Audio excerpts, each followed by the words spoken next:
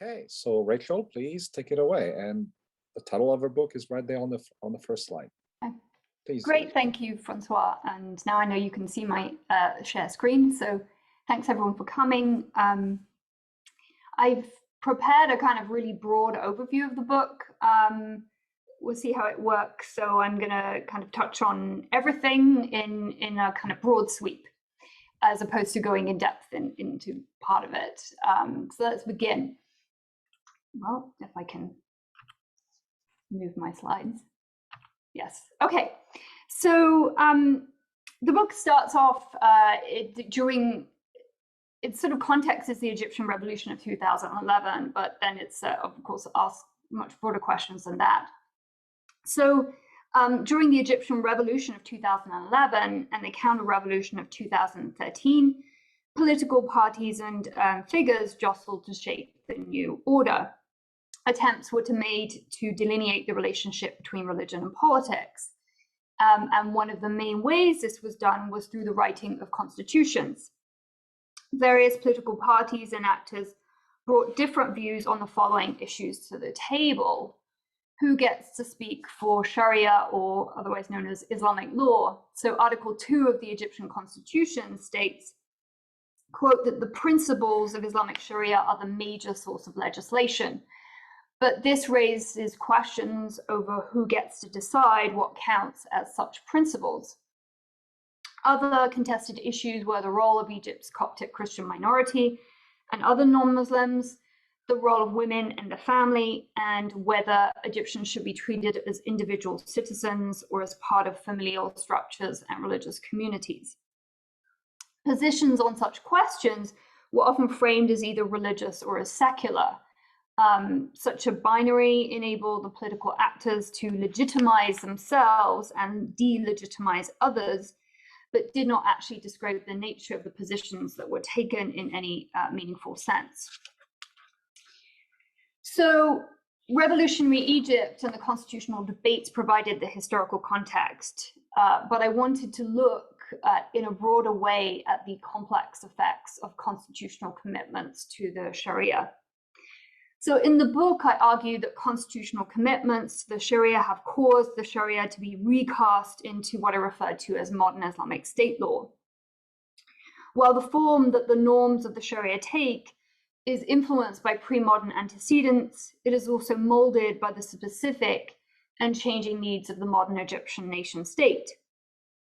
So in so doing, I complicate narratives that emphasize modern Islamic state law's continuity with the Sharia, but perhaps more importantly, I also complicate narratives that emphasize its complete difference from it or its transformation by the state, embodied in such arguments as those of Wael Halak, Saba Mahmoud, and Hussein Ali Agrama. So I look at continuities and discontinuities, or the complex interplay between the Sharia and modern Islamic state law through definite empirical examples. I look at the precise and sometimes very subtle ways that the Sharia is recast through and brought to bear upon constitutional commitments. And I take a broad historical scope and engage extensively with Ottoman and pre-Ottoman legal history. So the book is structured as follows. Part 1, I look at constitutions and the making and unmaking of Egyptian nationalism. So in chapter 1, entitled Constitutions, National Culture, and Rethinking Islamism, I look at the function of constitutions in laying the foundation of new political orders. I look at the role of constitutions in defining the nation and kind of creating legibility. I look at the role of constitutions in terms of its role as ideological statements. And I also look at how Islamic and secular constitutions do quite similar things in terms of managing the relationship between religion and politics. In chapter 2, entitled The Sharia as State Law, I look at the history of the Sharia, in particular, the history of the separation of Sharia law and its interpreters from the ruling polity. And I delineate the conceptual differences between Sharia and modern state law. And therefore I also look at the implication of constitutional commitments to the Sharia in terms of its implications for that previous relationship of separation between Sharia law and the ruling polity in Islamic history. In chapter 3, I look at constitution making in Egypt and look at the role of constitutions in Egyptian history at the end of the Ottoman period and with the establishment of the new Egyptian nation state. But I make particular reference to the constitutions of 2012 and 2014, in part because, going back, of the sort of intense emotion with which constitutions were treated, in a kind of frenzied, actually, emotion that they were treated in the Egyptian Revolution. And in part 2, I look at case studies, chapters 4 to 7. So chapter 4, entitled The Ulama, Religious Authority and the State, by way of background, in pre-modern Sharia, there was a kind of separation of powers between state officials and non-state religious scholars whose domain was the interpretation of the Sharia. So the kind of normative idea was that the Sharia and those interpreting it should be separate from the state or the ruling polity. So there's a complex relationship of kind of separation of powers, or separation of power, the state and non-state powers in relation to law within Islamic history. Moving forward to the Egyptian constitutional debates, Article 2 of the Constitution that appeared in constitutions of 1971, 2012, and 2014 reads, "The principles of Islamic Sharia are the major source of legislation." So during the revolution, there were kind of constitutional debates over who gets to speak for the Sharia, i.e., who determines the constitutionality of legislation, the Supreme Constitutional Court or the ulama of Al-Azhar. And the Supreme Constitutional Court, of course, is part of the apparatus of the state. The ulama of Al-Azhar are kind of like separate from the state, or although kind of loosely affiliated with it. So in the chapter, I look at the way that pre-modern debates about the relationship between the Sharia and the ruling polity were brought to bear upon constitutional debates over who gets to decide on the constitutionality of legislation.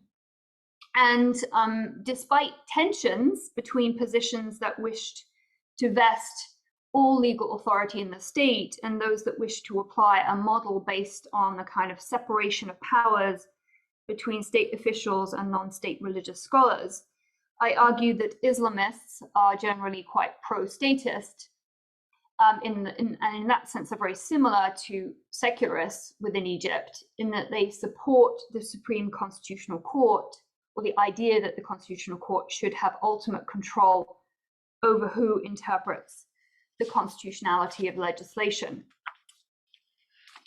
So in chapter 5, I look at the concept of the divinely revealed religions.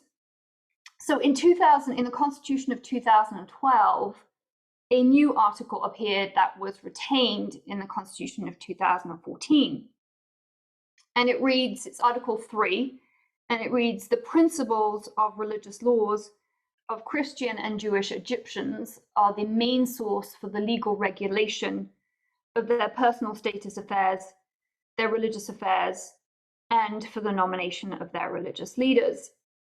So in this chapter, I look at the question of kind of continuities with pre-modern Islamic law and discontinuities.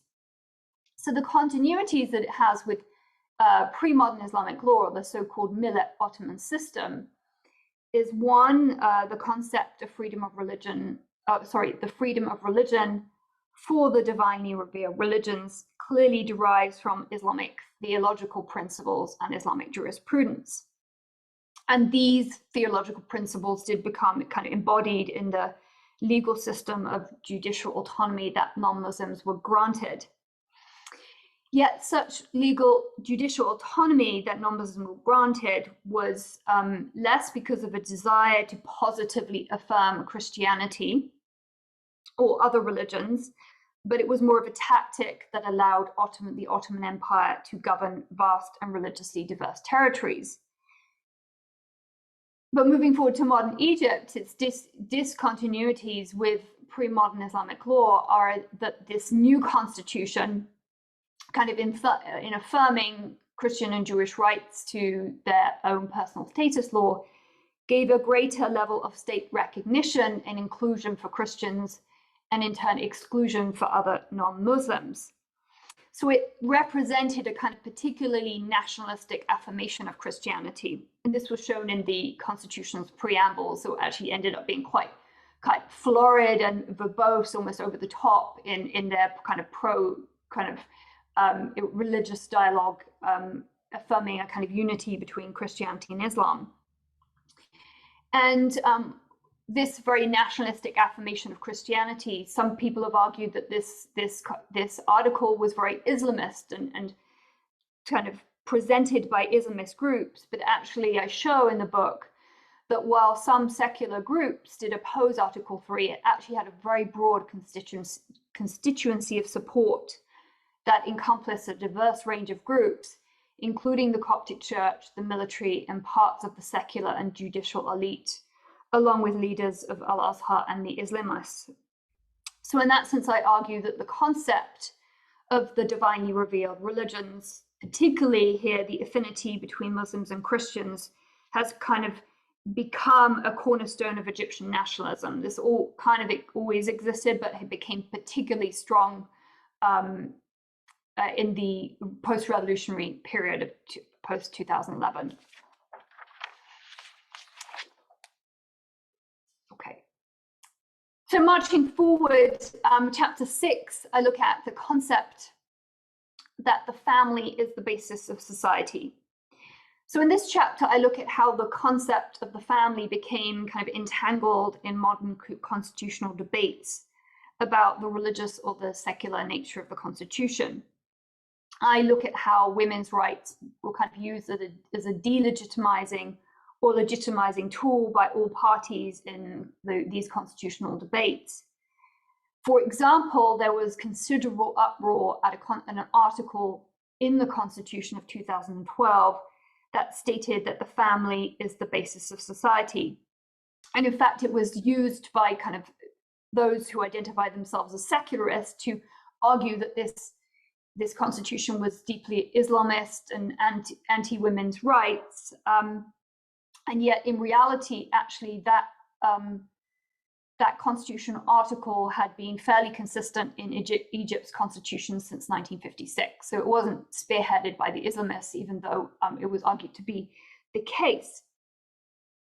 However, one part of Article 10, the end of Article 10, was quite new.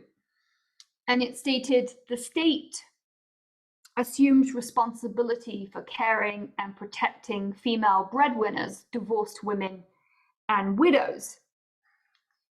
It was new, and actually for the first time in its history, the Egyptian government recognized female-only households, thereby exposing the myth that it's always the husband who provides. And this is a kind of common myth expounded in Egypt. And what's interesting about this article is that it kind of mitigated or represented an attempt by Islamists to actually mitigate some of the kind of negative effects of Islamic law. So Islamic law, particularly in relation to divorce and inheritance, actually can lead to the economic hardship and vulnerability of women. And yet this article represented a kind of attempt to mitigate the effects of that by making a kind of state's commitment to supporting female breadwinners. Therefore, I argue that Article 10 illustrated how the Muslim Brotherhood sees the role of the Islamic State in society as representing the kind of interests of the governed in a way that has important implications for moving away from the specific regulations of the Sharia. In a sense, I show that the Muslim Brotherhood is using its use of Islamic law is kind of represents a much freer use of the concept of public interest and the interests of the governed, as opposed to specific, let's say, Sharia stipulations, and therefore it represents a move away or towards a much freer use of the concept of public interest in modern Islamic state law than had existed in pre-modern Islamic law.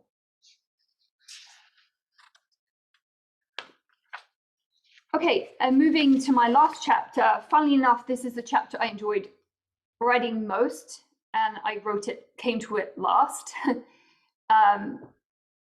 So this chapter is entitled Judicial Autonomy and Inheritance, and it's about one of the kind of effects of Article 3. And if I go back, and I know I've kind of presented a lot of information here, if I go back to Article 3, okay, so Article 3 states the principles of the religious laws of Christian and Jewish Egyptians are the main source of legislation, for the legal regulation of their personal status affairs, their religious affairs, and for the nomination of their religious leaders.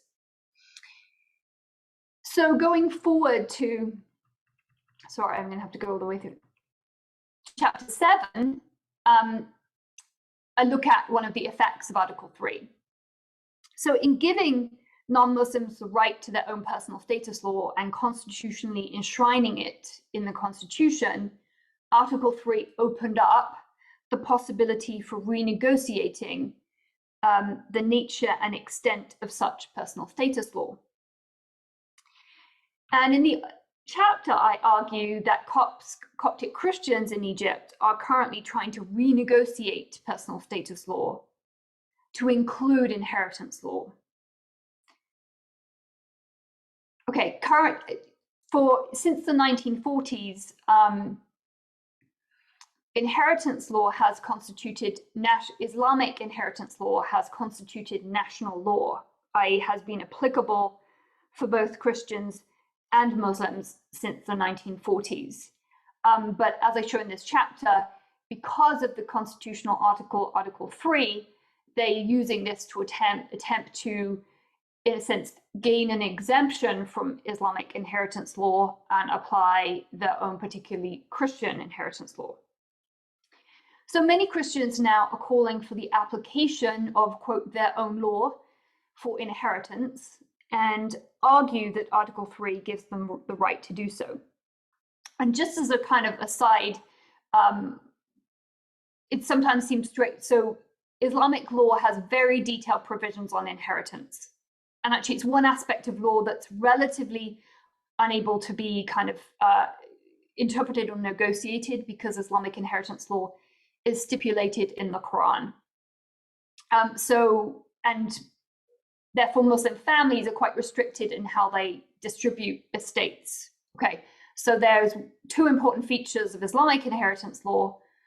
One is that it's partable in the sense that it distributes inheritance to multiple members of the family, so it doesn't pool resources among the offspring. Okay, so it's partable.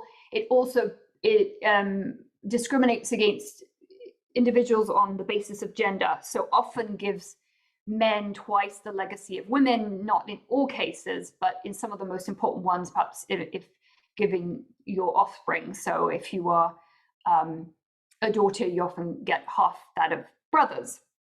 Okay. So in calling now, many Christians are using Article 3 to petition for their own inheritance law. And therefore bypassing this gender discrimination that is in Islamic inheritance law. And in so doing, they are drawing on biblical texts and the history of Coptic communal law to make the case that gender equality is an essential principle of Christianity. So just as another kind of aside, they draw on biblical text to argue for equality, sometimes in ways that really sort of stretch it. But more importantly, perhaps they draw on the history of Coptic communal law. For example, there are periods in the 13th century where it appears that Coptic Christians were allowed to implement their own inheritance law, and they did so along some lines that were similar to Islamic law in the sense that it's quite partable, but they also built in a greater level of gender equity into that inheritance law. But it seems historically that after the 15th century or so that Coptic Christians increasingly used Islamic inheritance law and didn't use their own. So when Copts are petitioning for their own inheritance law, they're kind of reaching back into Coptic history and trying to revive that and apply it today. So in looking at this, back to this question of kind of what do constitutional commitments do to modern to Sharia, and how does Sharia change when it's applied as modern Islamic state law? There are a number of parallels between this attempt by Coptic Christians to apply their own inheritance law. One parallel is that the judicial autonomy of non-Muslims was always subject to negotiation between the non-Muslim communities and the ruling polity. Family law was central to how Christians articulated their difference from Muslims, and inheritance law tended to be less protected than laws relating to marriage. Yet the dynamics of this negotiation over inheritance, sorry, there's a typo there, in modern Egypt are distinct.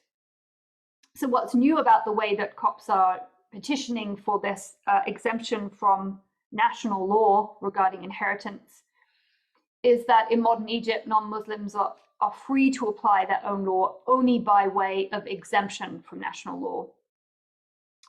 And the granting of this exemption is contingent upon three conditions. One, the national recognition of the community that is being exempted. Two, such an exemption not contravening public policy or hurting Egyptian feelings.